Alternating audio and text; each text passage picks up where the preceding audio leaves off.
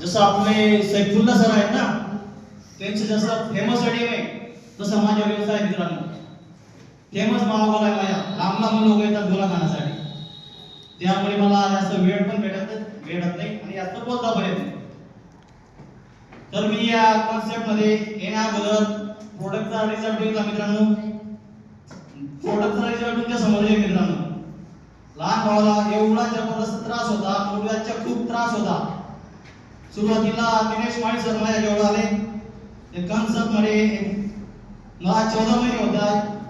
सुरुवातीला दिनेश माळी सर माझ्या जवळ आले.